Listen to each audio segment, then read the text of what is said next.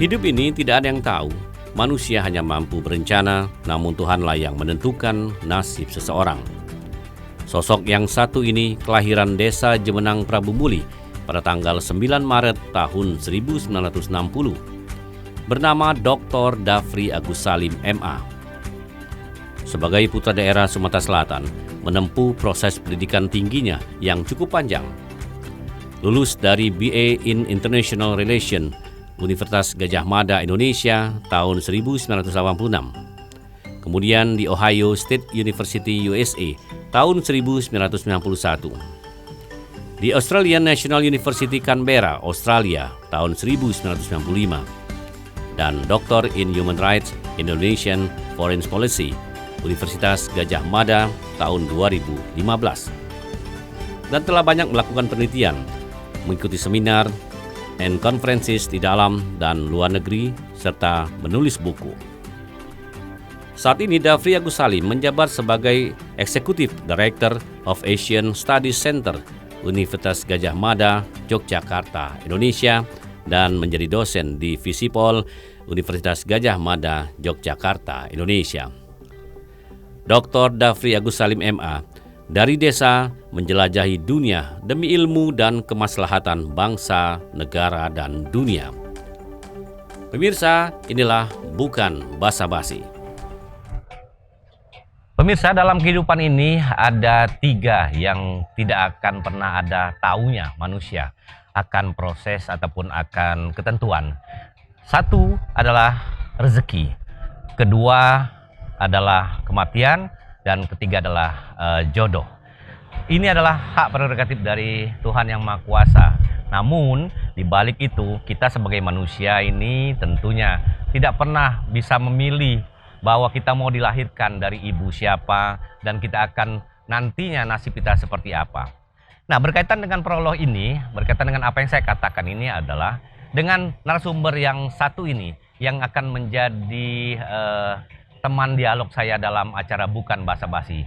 Beliau adalah seorang putra daerah Sumatera Selatan dari dusun yang dahulunya tidak ada dalam peta di Sumatera Selatan. Namun beliau mampu sekarang berkiprah menjadi dosen di Universitas Negeri ternama, Universitas Gadjah Mada, Yogyakarta. Beliau bernama Dr. Dafri Agus Salim MA. Kita jumpai beliau. Assalamualaikum. Waalaikumsalam. Apa kabar, Pak? Baik. Wah, Pak Dafri. Tidak nyangkut kita ketemu di... Aduh. Ini jalan apa nih, Pak, di Jogja nih, Pak? Ini jalan Pasar Kembang. Pasar Kembang. Iya. Ini caknya dari semalam aku lewat sini rame sini. Oh, ini luar biasa ya. Ini salah satu kawasan ramai di Jogja. Ya. Akses ke Malioboro sangat dekat. Iya. Pak Dafri masih ingat bakso Palembang? Oh iya masih, alhamdulillah. Karena sudah berapa lama merantau ke Jogja ini? Oh, sejak 82. 82, berarti cukup jadi lama sekarang, ya. 29. 29 tahun. Loh, berapa apa? Ya 29 tahun. Iya, Ya? 29 tahun. Udah lama, Pak ya. Ini tadi aku buka prolog dikit, Pak, bahwa narasumber ataupun juga teman dialog kali ini adalah Wong Sumsel. Dari daerah yang apa? Jemenang. Jemenang ya. Jemenang. Di daerah mana itu? Jemenang itu di Rambang Niru ya, dekat Niru. Itu dulu di Kecamatan Prabu Muli asalnya, Kabupaten Muara Enim. Jauh sangat di pedalaman. Nah, kaitan dengan tadi kan daerah yang kita dekati di peta dulu ya. Sampai sekarang udah menghantar ke sini. Dulu tuh ngapa baca sampai melangkah merubah nasib tadi kan seperti apa? Apa dengan melalui tahapan-tahapan pendidikan yang memang dicita-citakan? Ini memang satu perjalanan yang menurut saya pribadi begitu ya sangat impresif ya. Luar biasa gitu lompatannya. Aku lahir di kampung yang benar-benar kampung. Ya, tapi bahkan pernah berhenti sekolah di kelas 2 SD itu berhenti 2 tahun tidak sekolah. Tapi begitu melihat teman-teman banyak yang sekolah, kemudian niat saya untuk sekolah itu kemudian tumbuh kembali dan bahkan menggebu-gebu. Lalu saya melanjutkan sekolah ke SMP Santo Yosef di Lahat, lalu SMA 2 di Palembang, SMA sama Tito Karnavian itu. Iya. Iya. Kemudian saya lanjutkan perguruan tinggi dulu. Saya diterima di Unsri, di STAN, di salah satu perguruan tinggi swasta di Bandung dan di UGM. Saya ambil di UGM. Tidak pernah terbayang saya akan menjadi seorang dosen sebetulnya awalnya. Tapi memang niatnya kita pengen di dunia pendidikan itu. Nah, dulu begitu lulus, maaf bukan menyombongkan diri, saya salah satu lulusan terbaik. Oh, luar biasa. Dulu pernah direkrut langsung untuk Kemenlu dan juga untuk Pemda Sumsel pernah mengajak saya, tapi saya tidak mau. Kalau mau jadi pegawai negeri, saya mau jadi dosen. Dosen pendidikan. Memang menjadi dosen itu adalah panggilan hati ternyata, ya. Dan itu memang membawa satu kepuasan ya, bisa berbagi ilmu. Betul. Dengan orang lain dan mencerdaskan juga generasi muda. Jadi kalau dari kesimpulan dari penjelasan pada Apri tadi, jadi kalau untuk generasi muda sekolah lah gitu ya untuk masa depan ya Pak. Penting, sangat penting ya. Begini, sekolah itu memang bukan semata-mata menjadikan kita sesuatu, tidak. Tapi dia memfasilitasi kita untuk menjadi sesuatu. Ya, menjadi seseorang. Sesuatu, jadi kalau Anda sekolah misalnya di ilmu hubungan internasional di departemen saya, itu tidak berarti Anda jadi diplomat. Anda bisa jadi aktivis, jadi apa, tergantung dari kemampuan Anda untuk mengembangkan diri Anda. Tapi sekolah itu sangat penting untuk membuka wawasan, memperluas jaringan, dan mengasah ya misalnya soft skill dan seterusnya. Ini yang penting. Jadi bukan cuma kecerdasan knowledge tapi juga skill. Yang penting. Skill dan lingkungan, Pak. Lingkungan. Tadi saya lihat Bapak membaca buku. Apakah ini menjadi menu keseharian, harus membaca sebagai seorang dosen di UGM gitu? Ya, harus, Pak. Harus ya. Harus.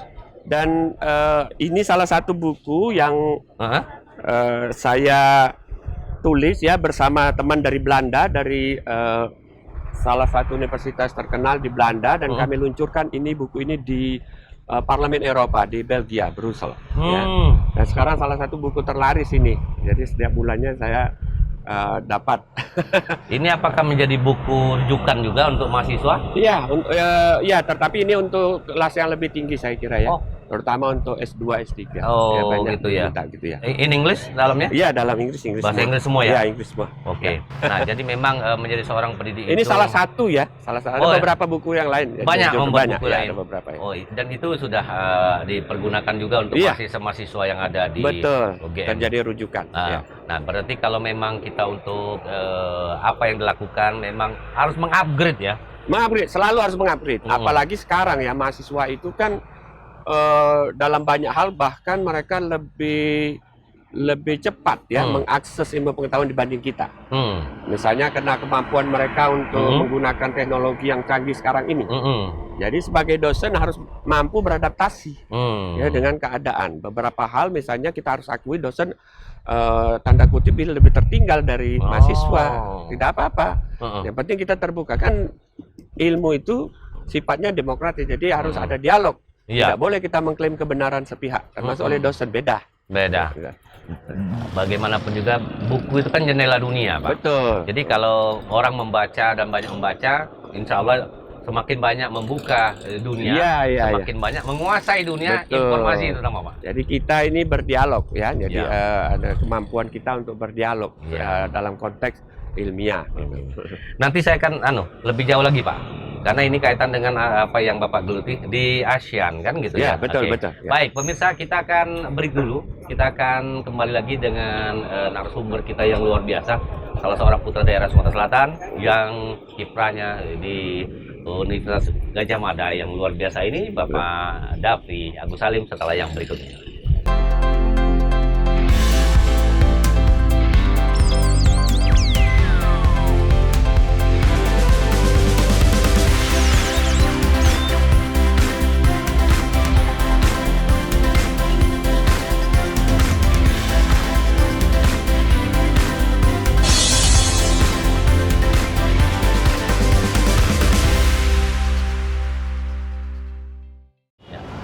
Masih bersama saya Muhammad Ridwan Rifai dalam acara Bukan Basa-Basi, dan masih bersama teman dialog saya kali ini, tamu dialog saya kali ini adalah Bapak Dafri Agus Salim ya, dan masih di suasana kota Ngayog Jakarta. Ya. Nah Pak, tadi kan sekarang kaitan dengan ASEAN, Ya. hubungan internasional Ya. yang Bapak geluti.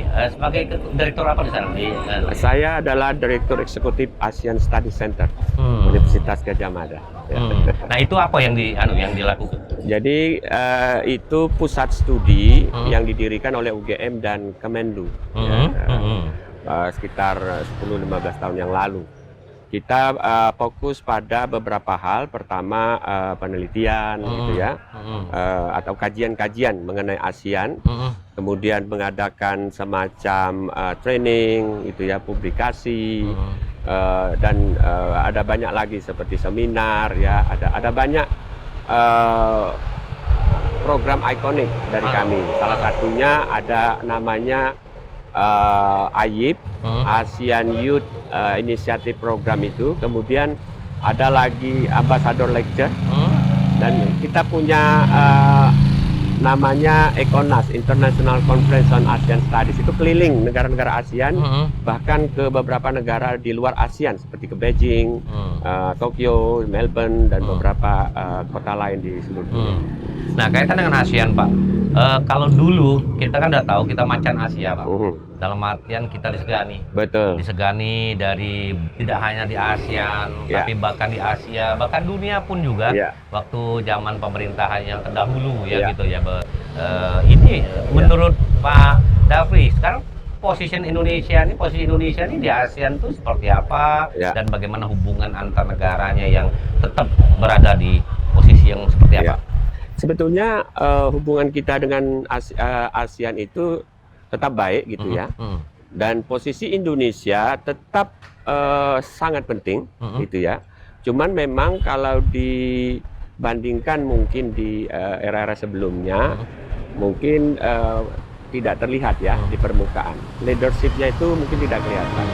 Ini erat kaitannya dengan fokus ya, prioritas dari kebijakan pemerintah sekarang ini, yang kelihatannya lebih melihat ke dalam dibanding keluar. Kalau sebelumnya kita memang ingin main yang lebih baik gitu ya di luar.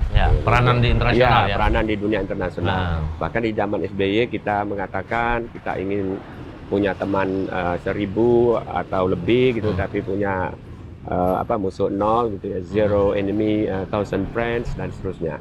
Tapi sekarang kita kelihatannya fokus ke dalam, apalagi di era pandemi ini. Gitu ya.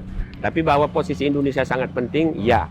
Bahkan sekarang ada isu Indo-Pasifik itu, Indonesia berperan penting juga di sana.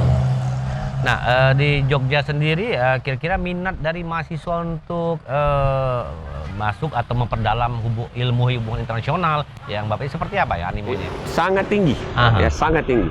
Jadi salah satu departemen atau jurusan atau prodi yang favorit di UGM itu adalah ilmu hubungan internasional.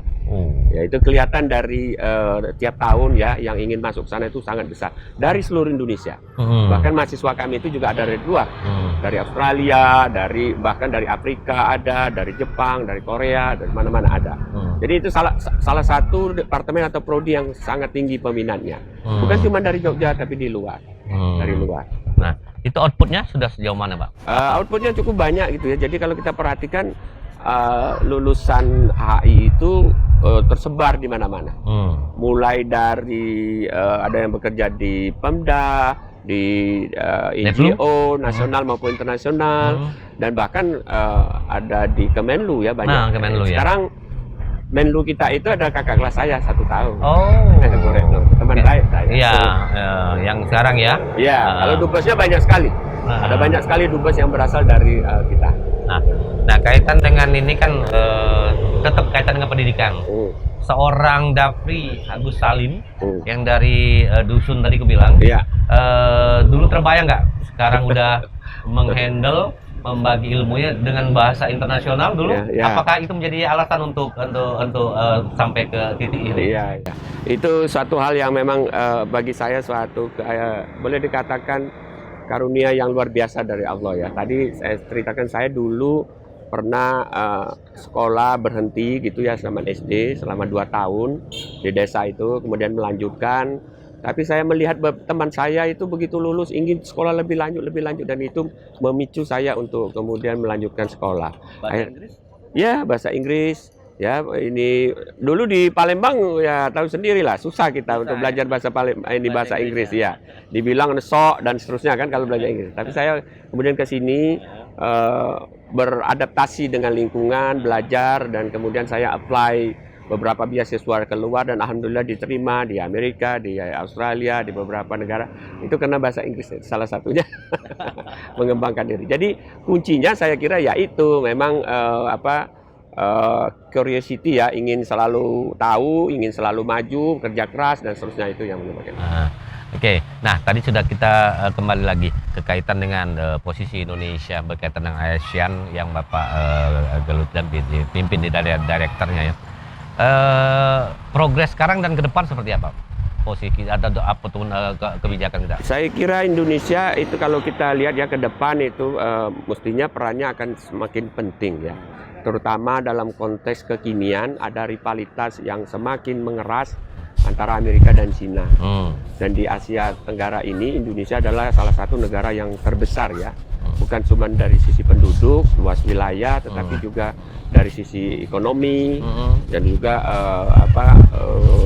pengaruh politiknya ya di luar. Kita seperti mengetahui Indonesia pernah berkali-kali menjadi anggota tidak tetap Dewan Keamanan PBB, anggota Dewan HAM PBB. Itu menunjukkan bahwa Indonesia mempunyai posisi yang cukup penting ya, bukan cuma di kawasan tapi juga internasional. Jadi kita saya lihat ke depan Indonesia tetap akan memainkan peran yang sangat penting. Dan tahun depan kita berkepercayaan lagi, Pak. Yang G20? Ya, 2022 ya, Pak? Iya. Ini satu kepercayaan yang luar biasa bagi dunia internasional. Betul. Kita cuman harus tetap fokus gitu ya untuk mengambil satu manfaat dari keketuaan itu. Sebab jangan sampai kita hanya menjadi tanda kutip begitu ya ketua panitia pelaksana. Tapi kita harus mendapat ini. Jadi kita harus menjadi agenda setter dalam kegiatan ini. Push agenda-agenda yang penting untuk kepentingan nasional kita. Itu di dalam nanti konferensi G20 di Bali ya gitu. Nanti tanggal 2024 kita juga akan menjadi ketua ASEAN itu. Nah, itu juga penting. Kami sekarang sudah bekerja untuk itu. Dengan Kemenlu dan beberapa departemen lain untuk mempersiapkan keketuaan kita di ASEAN itu. Jadi kami sudah hampir 1 tahun ini bekerja untuk mempersiapkan posisi Indonesia. Iya. Baik, ini semakin menarik ya.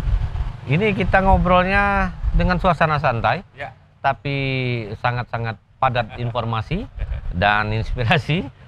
Nanti akan saya perdalam lagi kaitan dengan korelasi atau punya hubungan dengan apa yang kita bahas hari ini dan semakin mengenalkan lebih dekat sosok Pak Dhafri Agus Salim. Pemirsa, kami akan kembali setelah yang berikut ini. Tetap bersama kami.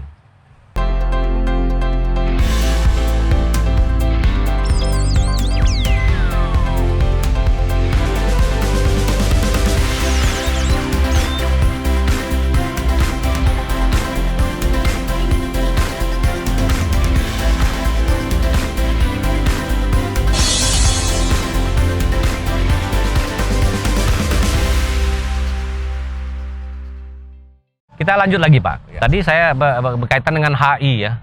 Kira-kira apa yang bisa di-sharekan untuk generasi muda yang ingin mendalami, menggali ilmu seputar hubungan internasional? Karena mungkin banyak yang bercita-cita ingin bekerja di kementerian ataupun berkiprah di luar negeri, seperti apa? Ilmunya seperti apa? Ya.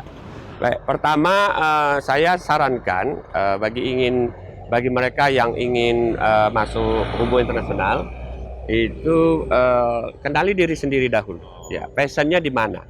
Nah, kalau misalnya mereka tertarik untuk saya ingin menjadi diplomat begitu ya, ingin berkecimpung di dunia akademik di bidang hubungan internasional, maka mereka masuk ke situ. Apa yang perlu dipersiapkan? Salah satunya tentu saja bahasa Inggris. Itu wajib hukumnya, apalagi sekarang ini. Akan lebih baik lagi kalau ada bahasa-bahasa yang lain yang dikuasai. Prancis misalnya ya, kalau mungkin Cina bahkan sekarang, ya, Jepang dan seterusnya, Jerman ya. Nah, di luar itu tentu saja kita harus bekerja keras, terutama membaca, membuka wawasan. Ilmu hubungan internasional itu semakin berkembang sekarang ini, luas. Jadi bukan hanya di bidang politik, ekonomi dan seterusnya, bukan hanya antar negara, tetapi juga antar non negara, seperti NGO, bahkan antar perusahaan dan seterusnya. Itu juga menjadi objek kajian dari HI. Jadi passion kita itu ke sana dahulu. Siapkan diri Anda, dan untuk masuk HI memang harus ada persiapan. Mengapa? Karena peminatnya cukup banyak, terutama di universitas-universitas yang itu cukup besar ya. Tapi sekarang hampir 50 ya di prodi HI itu ada di Indonesia sekarang. Banyak. Umumnya dosennya dari HI UGM. Umumnya ya, banyak. Sebagai seorang pendidik ya, kira-kira dengan apa yang sudah Bapak geluti nih, kan saya mengatakan di awal deh bahwa tidak ada kita bisa memilih ya, mau terlahir dari rahim ibu yang mana seperti apa. Ternyata kiprahnya seperti ini. Kira-kira Bapak ada apa ya? Ada apa yang bisa dikatakan? Seperti itu? Ya, ada gitu. Jadi seperti saya sebut begini, betul bahwa nasib orang itu tidak selalu bisa kita terka gitu ya. Tetapi tentu saja kita sebagai individual harus berusaha untuk mewujudkan cita-cita kita tersebut. Bahwa nanti misalnya di ujungnya itu kita tidak menjadi seperti yang kita harapkan, itu bisa saja. Bahkan mungkin lebih baik malah dari yang kita bayangkan. Jadi intinya tetap begitu, kita harus bekerja keras, ya, belajar, berjuang, dan kemudian kita upayakan untuk mewujudkan cita-cita kita tersebut. Tetapi sekali lagi dunia ini tidak boleh kita harus tidak boleh. Jadi harus ada plan A, B, C dan seterusnya. Ada opsional ya. Kadang-kadang kita tidak menyangka-nyangka, seperti saya tidak menyangka-nyangka karena dulu saya suka menulis di koran. Asalnya saya menjadi dosen di GR, di Kompas, di mana-mana waktu mahasiswa. Nah, itulah yang menyebabkan dosen tertarik. Lalu saya ditarik menjadi dosen oleh bapak-bapak senior saya. Ada Abin Rais, ada Yahya Muhaimin, Ilhasul Amal, orang-orang senior. Dan memang proses itu hasil tidak akan membohongi proses, betul. Ataupun sebaliknya proses tidak akan membohongi hasil ya. Semuanya bisa terwujud dengan apa yang dilakukan. Nah, ini kaitan dengan ada hal-hal yang bisa menginspirasi, banyak yang menginspirasi untuk generasi muda, Pak. Kaitannya dengan tadi penulis sudah dari dulu sudah digeluti, kemudian menjadi kolumnis juga, kemudian juga menjadi organisasi. Organisasi saya juga aktif. Nah, kaitan organisasi membentuk karakter. Iya, itu sangat penting. Makanya kalau kita kuliah, jangan hanya mencari ilmu, tetapi juga pergaulan.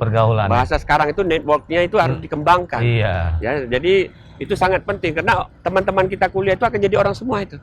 Ya, jadi kita perlu mengembangkan jaringan, gitu. Itu sangat penting. Ya, kesuksesan orang kadang-kadang itu bukan semata-mata karena dia pintar, tapi soft skill itu tadi, jaringan yang bagus, berkomunikasi yang dijaga.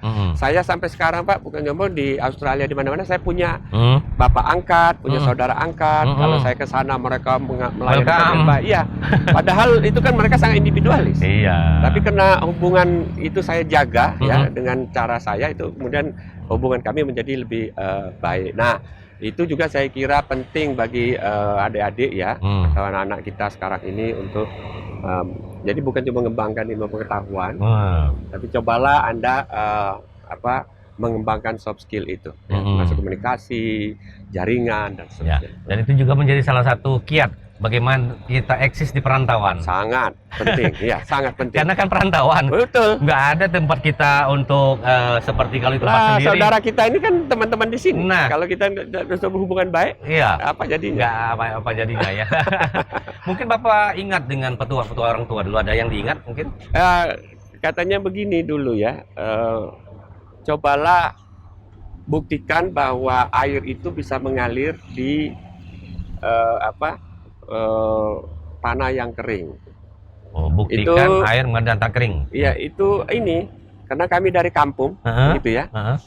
Agak sulit membayangkan saya bisa sekolah, bisa posisi semacam ini dan bisa, mohon maaf, itu keliling dunia. dari kampung yang kecil itu keliling dunia ya, ada 30 negara lebih saya sudah kunjungi. Nah, itu seperti tadi mengalirkan air di tempat yang kering. Ya. Tapi bisa menurut Bisa dia, ternyata asal ya. kita bekerja keras. Ya. Ya. Jadi dengan air mengalir di tempat tanah yang kering, Iya. itu akan ada proses apa ya? Di situ berkembang gitu atau Ya, seperti apa? betul. Ada itu memicu kita ya untuk mengembangkan diri gitu ya. Dan mengembangkan diri itu kemudian kita menjadi sesuatu yang berguna bagi orang banyak. Oh. Nah, jadi profesi dosen itu salah satu yang saya banggakan adalah dia bermanfaat bagi orang banyak. Banyak. Nah, sekarang dengan usia seperti sekarang, saya merasa menikmati sekarang hasil kerja saya sebagai dosen. Saya kalau kemana saja, ke Eropa, kemana, pasti ketemu, Pak, saya dulu mahasiswa Bapak. Iya, ke Makassar, ke Jakarta, kemana-mana, itu selalu begitu. Termasuk teman kita ini kan juga begitu dulu, mahasiswa saya. Oh. Jayadi. Iya, Jayadi Ya, Hanan, gitu, itu teman saya juga itu. Ya, itu. Dokter itu dari Amerika kelebihannya. malah. Iya. Jadi kita bangga mahasiswa kita jadi orang ya. Jadi itu di mana-mana. Itu saya kira nilai yang tidak bisa diukur ya. Ya, ini, manfaat dari jadi pendidik, jadi dosen. Ya. Terakhir sebelum kita akhiri, ya. ada satu kalimat atau apa yang bisa menginspirasi untuk penonton kita? Ya, baik. Saya kira satu saja, yaitu untuk adik-adik dan anak-anak sekalian, kalian ayo buka pikiran ya untuk menggapai masa depan yang lebih baik dengan cara bekerja keras dan berkomitmen yang tinggi. Terima kasih. Baik. Terima kasih. Terima Bapak kasih, Dr. Pak. Davi Agus, Ya, luar terima biasa kasih. ketemu dengan Wong Kito Galo di Yogyakarta ini banyak menginspirasi ternyata apa yang diomongkan tadi dan disampaikan. Baik. Ya. Terima kasih pemirsa. Memang hidup ini banyak sekali inspirasi dari orang-orang yang telah sukses. Tapi sebelum dia sukses, kita juga harus belajar bagaimana mereka mencapai sukses itu dengan kerja keras, dengan pendidikan yang tinggi dan semangat yang pasti untuk maju. Orang-orang sukses tidak jadi secara instan, tapi melalui proses yang panjang. Demikian akhir jumpa kita dalam acara Bukan Basa Basi dari kota Yogyakarta. Saya Muhammad Ridwan Rifai ucapkan terima kasih dan sampai jumpa di lain kesempatan.